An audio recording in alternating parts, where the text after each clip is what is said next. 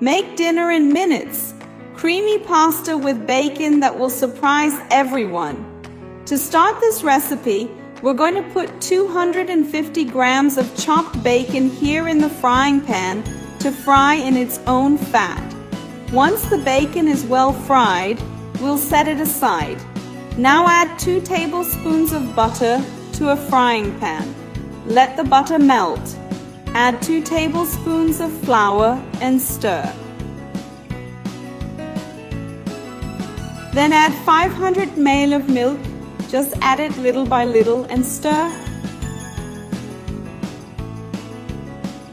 so that it's creamy.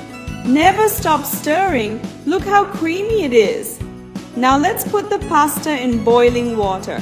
Add a teaspoon of salt and let it cook for 5 minutes. Then returning to the frying pan, we'll add salt to taste, black pepper to taste, a teaspoon of paprika, and stir again. And look what a beautiful color our sauce is turning.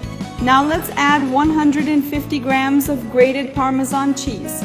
Also add chopped parsley, the amount is to taste, and let's stir until the Parmesan cheese has melted. Our pasta is now cooked. Now just drain off the water. And let's add the pasta here to our sauce, which is delicious. Look how perfect it is. Once that's done, let's add the bacon we fried here to our noodles. And look how delicious it is. Your dinner ready in just a few minutes. Now just serve it up. It's very tasty. I hope you enjoyed it and I'll see you in the next video. Bye bye.